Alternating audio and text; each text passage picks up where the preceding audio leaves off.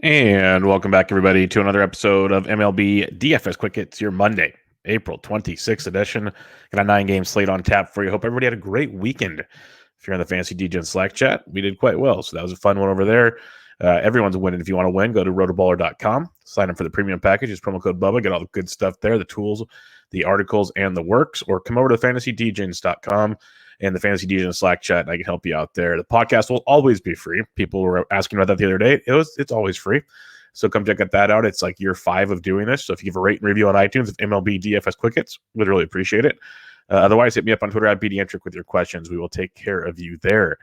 Like I said, 9-game slate on tap for you on a Monday. Let's get to the totals. We have 6 totals of the 9 games. Some we don't have because of pitching and young people getting called up and all that fun stuff. But we got Cubs Braves, total of 8.5. A's Rays, total of 8.5. Marlins Brewers, 6.5. Trevor Rogers versus Corbin Burns. Absolutely awesome pitching duel in that one. Phillies Cardinals, total of 8. We have Rockies Giants, total of 7.5. Reds Dodgers, 7.5 as well. So some fun stuff to check out on that front. Weather-wise, looks like no rain. Looks like wind should be blowing out to left field about 17 miles an hour in St. Louis between Phillies and the Cardinals. Other than that, grip it and rip it. Build your lineups. Have some fun. Let's rock and roll. Let's kick it off with the pitching on this 9-game slate. Corbin Burns leads the way at $10,400. And really, it's too cheap. It's like we talked about with Jacob deGrom the other day, DeGoat. He was, I believe, 10-4 as well, or 10-9. He was 10-9. He should be like 12-9, 14-9. I don't know. Corbin Burns, 10-4 at home against Miami Marlins. It's far too affordable. Let's just put it that way. Far too affordable. A Miami Marlins team that you can strikes out almost 26% of the time versus right-handed pitching, hitting only 218 with a 105 ISO versus right-handed pitching. And not to mention, this is Corbin Burns, who just strikes everyone out and walks absolutely nobody. Absolutely nobody. Like literally nobody. 40 strikeouts to 0 walks in 24 and 30 innings. He's averaging over 33.5 DK points per start. He has had over 30 points per start. He's got at least 6 innings in every start. He allowed 1 run in the opener against Minnesota, has not ever allowed a run since then. He has struck out at least 9 in every game, 10 in 3 of 4. The dude is electric. And then when the ball is in play, he has basically a 2-to-1 ground ball to fly ball. So Corbin Burns at 10-4. Put him in your every cash lineup you have. If you want to play him in GPPs, that's fine. It goes to my point I made the other night because I was in some other chats from stuff I do, and people said you can't play DeGrom. He's too chalky. And I said, no, you can't play DeGrom. There's this thing called good chalk, and you just be different elsewhere. I talk about it on golf, on the Always Pressing PGA DFS podcast all the time. Don't forget to check that out. We're recording that on Monday night for the Valspar Championship. But you don't have to avoid all the chalk. There's such good content out there these days that there's going to be good chalk. So you don't have to avoid it. If Corbin Burns flutters, that's fine. It's like I said with DeGrom, if he makes 30 starts this year, I will play him on every start because he flutters like 3 or 4 times. It's 25 plus starts where he's going to be absolutely the best pitcher on the planet. So give me that with Corbin Burns, the same idea tonight against Miami at 10-4. Julio Urias, $9,700 if you are being different. Like maybe you don't go 100% Burns in tournaments. In cash, you should just go 100% Burns. Like that's just done. Do it. Don't be cute. In tournaments, if you want to be different, say you want to go like 70-30. Say you make 10 lineups, you do 7 Burns, you do 3 without. Well, Julio Urias at $9,700 is an interesting pivot. We saw him just absolutely slice and dice Seattle, 11 Ks in 7 innings for 40 points. Other than that, 12 points, 11 points, and then 27 at Coors. So his 2 road starts have been great. 2 home starts, not so much. He's at home against the Cincinnati Reds, a Cincinnati Reds team that doesn't like blow me away. They're striking out 26% of the time versus lefties, 223 average of 174 ISO. It's not bad though. 92 WRC plus. So again, not lighting the world on fire. So it's a contrarian play. It's a GPP play with Urias. You just don't know which one's going to show up. Is it the dominating strikeout Urias that goes 6 plus and gets you like 7 plus strikeouts, or is it a guy that struggles and grinds his way through 5 and walks away? So Urias GPP viable at 97. Opposite Corbin Burns in that Miami-Milwaukee game is Trevor Rogers at $8,400, and Rogers has been absolutely electric. 5 or more innings pitched in 3 straight starts, 0-2, 0 earned runs in his last 3 starts. He has 7 or more Ks in his last 3 starts. He has 32 or more points in 2 of his last 3 starts. He's got a floor of like 15 to 17 points. He should be a 20-plus point guy in this matchup against a Milwaukee team that we know strikes out a lot. And their offense getting a little better. I'm not going to say it's not, but they're striking out This is going into Sunday because Fangraphs has not, I'm recording Sunday evening. Fangraphs has not updated all their stats. They usually do it the next day. But going into Sunday, and I don't think they face many lefties in Chicago anyways on Sunday. Milwaukee is striking out, wait for it, 32.1% of the time versus left-handed pitching. Almost a third of their at-bats versus left-handed pitching are strikeouts. This is a Major League Baseball team we're talking about here. This is embarrassing is what we're talking about here. So 32.1% K rate, that 222 average, 189 ISOs. When they put it in play, it's nice. But the way Rogers is just striking guys out, even at $8,400, maybe they run into one or two, gives up 2 or 3 runs. He should be in line for like 7+ strikeouts, and he should be absolutely filthy. So the Burns-Rogers combo, I'm good with it in cash for sure. I don't even mind it in GPPs if you want to just put those two together. We've seen it work so far this year with two dominating pitchers that you think, like if Rogers gets you 20 to 25 plus and Burns gets you his 30 plus, there's no reason not to double up. Like it's that simple. So think of it that way. You don't have to. Sometimes guys don't like it because you don't get the win or whatever. I'm good with doubling them up, especially in cash. I have no problem with it in cash. In tournaments, it's an interesting philosophy, so a lot of people won't do it. And I think they're the two best pitchers on the slate points per dollar wise. So I think I'm going to use both of them at least in a few lineups. If it depends on how many I do, but I do like them quite a bit. Some other ones to look at them. I want to dig some more into Jose Urquidy. I want to see why he's not striking guys out as much as he used to, but he's intriguing. But Charlie Morton at $8,000, I do like at home against the Chicago Cubs. Morton, we've been using him a lot. He's been anywhere from like 76 to 81. He's gotten us 15, 20.5, 26.5 the last 3. 99 pitches his last start, 6 or more Ks in 3 straight starts. He's got 6 innings in all 3 starts, 1, 5, and 1 earned runs. He gets the strikeouts. He limits the damage. Excuse me. He limits the damage, and that's what we're looking for. He's facing a Cubs team. It's going to be traveling to Atlanta, striking out over 27% of the time versus right-handed pitching, and that might go up, actually, because they struck out quite a bit against Woodruff on Sunday.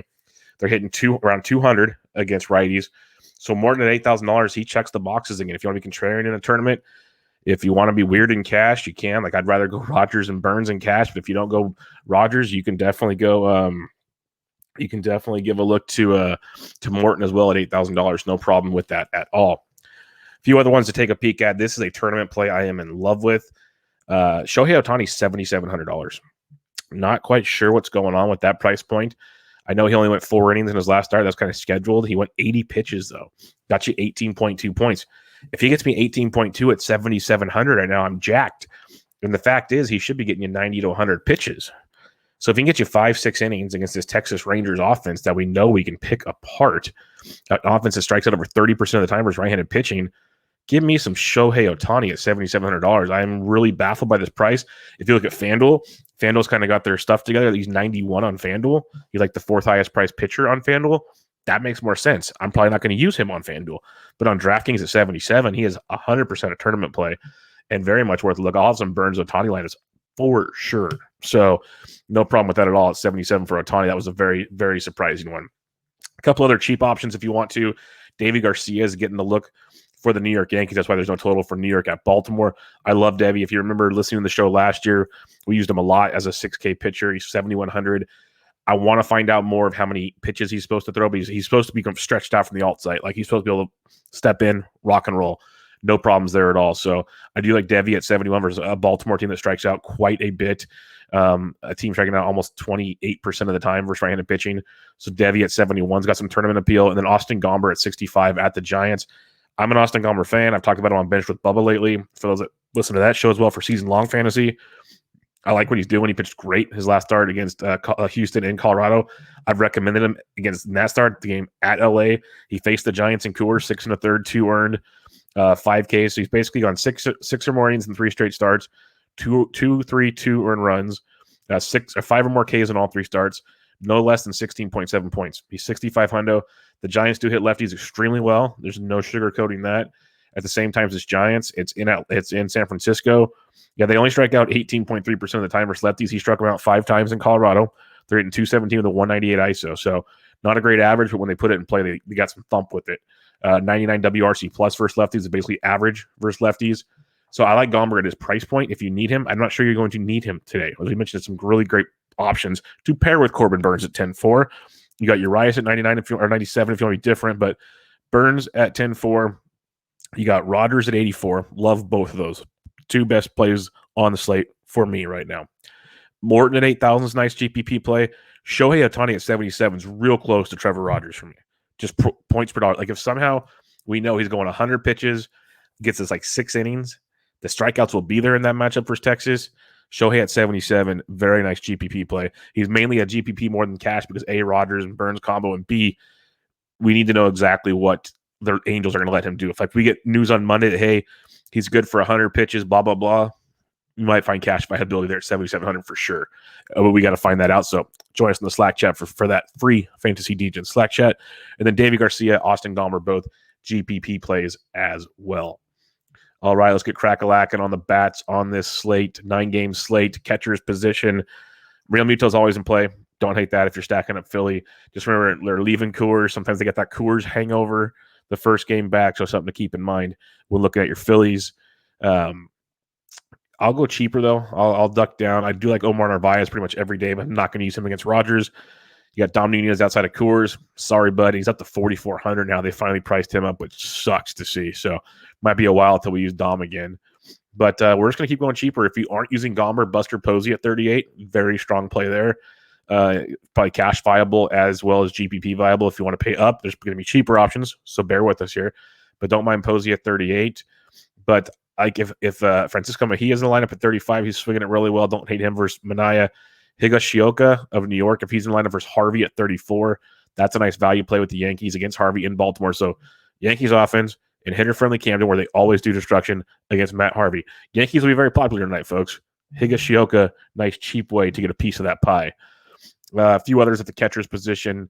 Chance Sisco's interesting at 32 if he gets the job behind the dish for Baltimore. Going below 3K now, it gets a little different because I don't see a ton standing out. Maybe Elias Diaz gets a random start for Colorado. He's 27 versus DeSclafani. That's intriguing. I doubt Casali starts. He started Sunday, so it should be Posey at 38. So yeah, check your lineups. Not a lot of value at the catcher's position on the Monday. First base, you got Freddie Freeman versus Zach Davies at 6K. I love Freeman in this matchup at 6K. Is a lot to ask. It is a good play, but it's a lot to ask. Going down farther, like Yuli Gurriel is absolutely in fuego. He's cash game viable. He went deep again on Sunday. He's homered in 3 of his last 5 games. He's just raking 16, 16, 19, 6, 18 over his last 5. But on the season as a whole, he's crushing it. He's $4,600, and he absolutely loves facing left-handed pitch. And he gets Justice Sheffield on Monday. So Gurriel at 46. Really solid cash game play. I don't even mind using him as one-offs in tournaments. If you're stacking Houston, I think he's just a great play at his price point and the matchup. Both are quite juicy on this one. Trey Boo at 4,400. Slowly getting it going. 9, 7, 8, 0, 21, 3, 10. You know, he's going to get going sooner or later. He's 44 versus Davey Garcia. You could go there. Or Jared Walsh is 43 versus Jordan Lyles. I like that quite a bit at that price point. Some others to look at. Keston here in a tournament. If you're fading Trevor Rogers, sure. I'm just not fading Trevor Rogers, I don't think. So we'll be skipping on those. Like basically, if you want to play Miami bats or Milwaukee bats, those are your contrarian plays of the night because Burns and Rogers be very popular. That's why I'll have a bunch of Burns. I'll have some Rogers, but I won't have nearly as much Rogers as I do Burns. I'll use Ohtani and some others to be different there, where Burns and Rogers should carry a lot of the ownership for very good reasons. Good chalk. Going down farther at first base, though, you got Brosu, 3,500 versus the lefty Minaya. He's first base, second base. He definitely checks the box. So does Yandy Diaz at 3,300. I love fading Minaya, so sometimes it's good, sometimes it's bad, but sometimes I do it all the time. Mike Ford went deep on Sunday. He's 2,900 versus Harvey. If he cracks the Yankees lineup, nice value play there at the position for Mr. Ford. Second base, Ozzie Albies is 5,300. The Braves are in a great spot versus Davies. They are priced up like they're in a great spot versus Davies as well. So keep that in mind. Love me some Nick Solak. If you're fading Ohtani at 49, he's been playing really well. That's just if you're fading Ohtani. Tommy Edman down to $4,400, not too shabby himself. Jed Lowry at 42, I can definitely get behind that because I just don't see Hill going too long in this game because he doesn't go long in these games. So you get Jed Lowry for 42. If Aledmus Diaz cracks the lineup, he's 4K versus Sheffield. He likes his lefties. But let's go back to Ty France. He's 4K. He's been hovering around 38 or 39. He's hitting 320 on the air, averaging. He's hitting 382 over his last 10. averaging 10 points per game. Dude's just a cash game lock for me almost every night, unless I find a cheaper second baseman, which happens from time to time. But Ty France at 4K, I like that a lot. Cheaper options on the slate. Brosu at 35. We talked about him. Yeah, some of the really cheap ones, of course. Rougned Odor's only 31, second base, third base. That's a great one against Hardy. He got a cleanup on Sunday. He's got 3 dongs over the last week. Yeah, 3 homers over the last week. Doesn't hit for average, typical Rougned Odor, but he shows you some pop, so don't hate that at all. Rougned at 31, you can get on board with that one. And then check lineups. Maybe David Boat cracks line. If Nico Horner cracks line, he's 2,700. I am a Nico Horner fan, so I can definitely see that being quite intriguing as well. So see what comes out there. You might get a couple cheapies at the second base position. Third base, you got Justin Turner versus Molly, but Bregman at 5K. Bregman's heating up. Definitely like that. Chapman at 49 versus Hill. You can go that direction as well. A few others to look at on the slate as you go down a little farther. Arenado's not bad at 40. He's quietly having still a decent season, 253, 4 homers, being quietly productive. So if you're stacking St. Louis, he's worth a gander. Kyle Seager at 44, I like that quite a bit. If you're stacking Seattle up, mentioned Aledmus Diaz already. Alec Baum's up to 38, I should say, but it's still a great play because we mentioned that wind blowing out in St. Louis between Philadelphia and St. Louis. So don't mind the Baum play at 38. Really stands out there.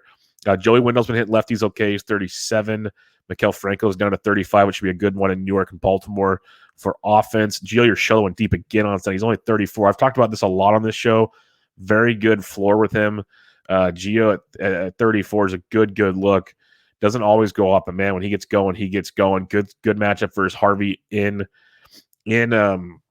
Baltimore. So Gio at 34. I like that. Austin Riley is another streaky guy. He's 3,200, hitting 292 over the last 10 games with 2 home runs. So you can get on board the Riley train at 32. So these are some value plays to help with your pitchers and whatnot. Definitely like that. Mentioned Rougned Odor at 31 as a cheapie.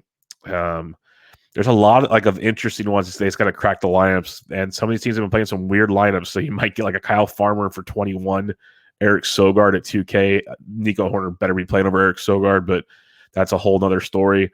But there's definitely some interesting ones to keep an eye on Monday. Shortstop Carlos Correa got Sunday off. He's 54 versus Sheffield. He's been leading off with Altuve. Altuve could be back on Monday. So keep that in mind. He's up to 5,100. Not sure how much I want to play him on his first game back from the COVID IL, but he's back. I have Seager at 51, Baez at 49. So some interesting options towards the top.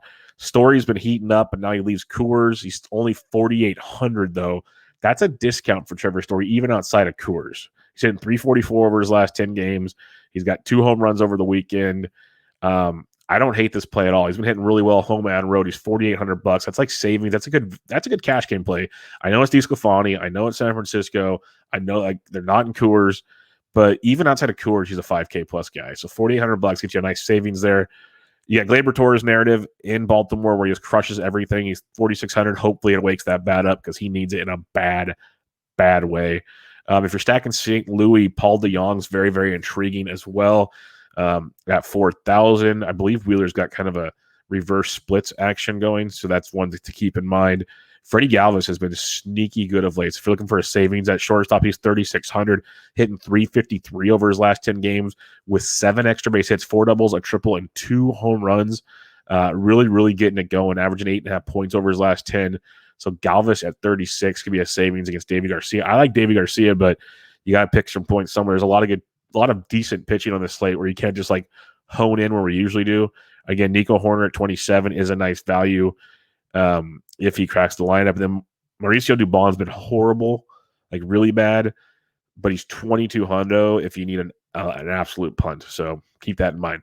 But as usual, let's head to the outfield where A, it'll be loaded, and B, there's been tons of value in the outfield position night in and night out. So let's see what they got for us on Monday. Trout's been out since he got hit in the elbow on Friday. Let's hope he cracks the lineup at 63. He'd be a good look. You got Acuna at 62, both in play. Braves got shut down in a doubleheader versus the Diamondbacks on Sunday. They got no-no'd by Mad Bum in game 2. So I think I'm hoping that maybe lowers their ownership. I doubt it does, but it would be nice to get some low-owned. I think the prices will lower their ownership too, so that'd be kind of fun to get some low-owned Braves in those lineups. Bryce Harper double donged on Sunday. He's 57 versus Waino. I know that the Coors hangover, but I could get aboard that train. Brantley hits lefties fine. He's 56 in his matchup versus Sheffield. You got Stanton in Baltimore at 49. That's intriguing. I saw a stat when I was watching the Yankees-Rays game on Sunday. This is about the fifth or sixth inning, I think after his third at bat. On the season now, Stanton has 9 of the 10 hardest exit velocities on balls in play so far this year. That is absolutely insane. So keep that in mind with Stanton. Like, he's hitting it so far, it just makes him a GPP play a lot, because when he gets clicking, he's going to double dong it everywhere. Laureano at 45 versus Hill. I like that one for you. Mentioned Edmund. Arozarena versus Minaya at 43. Arozarena, it's like he feels like he's going to get going, then he kind of slows down again. He feels like he's going to go, he kind of slows down. Like, I'm just waiting for like a stretch of like a week where he just torches. He's hitting 278 still on the year. It's not like he's sucking. Just fantasy-wise, power-wise, production-wise, you're expecting more. I feel it's coming sooner or later. Walsh at 43. I love me some Mark Canha at 41. Kyle Tucker at 41, but I'll take Canha all day. Adolis Garcia at 41 against Ohtani. If you're not using Ohtani, and I get it, if you want to fade Ohtani and try to get to that Angels bullpen and be different in that respect, sure. I love using Ohtani, but I get it. If he only goes 5 innings or whatever, you get 4 innings of mediocre bullpen at best. Maybe he only goes 4 innings. You get 5 innings of mediocre bullpen at best. So keep an eye out on the reports there. Love Mitch Haniger at 4K. He's been 41 all weekend. I've been playing him pretty much every chance I get. Hitting 275 over his last 10, averaging 10 points per game over his last 10. I've been loving me some Mitch Haniger. So I'll probably be stacking Seattle again some way or other. With usually goes Haniger, France, Seager.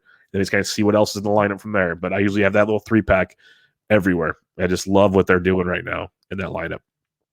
Some other targets for you in this lineup. Like, I love Rogers, but if you want to fade Trevor Rogers, Avisel Garcia is 3,600, batting third in that lineup. You've got a stolen base on Sunday.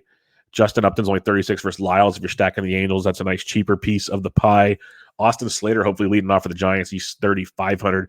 Austin Slater got you 12 fantasy points on Sunday. Went 0 for 3 with a walk, 3 strikeouts, and 2 stolen bases. Got you 12 points. That's where the beauty of having steals comes into play, boys and girls. So Austin Slater at 35 in his situation. Let's see what else we got. Brett Gardner at 3,400 is a great play versus Harvey if he cracks the Yankees lineup, which he usually does. Our boy Dylan Carlson, 3 more hits on Sunday. He's up to 3,300. He's in play versus Wheeler. So we got value in the outfield, folks. Like, we're hitting it here. Gardner, Carlson, some others we've already mentioned. You got Aaron Hicks, who's slowly starting to hit. He's 33 versus Harvey. Love it if he's in the middle of that order. He 14 and 14, 5, 6, 4 over his last 5. He's getting it going. Homer in back-to-back games. Got Sunday off. So Hicks at 33 versus Harvey. That's a strong play if he cracks that lineup. Jose Marmoleos in a GPP. I could see the appeal there. Stephen Biscotti at 3K versus Hill. He could be worth a look. He looks like he might be getting it going slowly but surely, with Biscotti hitting safely in a couple games of late. He's 3K. Of Haggerty cracks line for Seattle. He's $2,900. He's been getting on and stealing a lot. Willie Calhoun at 29. And here's our boy DJ Stewart, 2,800 at home versus righty. Rack him up, boys and girls. GPP value and DJ Stewart at 2,800. Miles Straw got to start on Sunday. He's 2,800. I doubt he gets to start because he was playing for Correa. So keep him in mind. If he does start, though, at 2,800, he is a value. So something to watch there. Manny Margot at 27 is a definite value versus Minaya, hitting 5th for the Rays against the lefty. Austin Hayes with double donged on Sunday.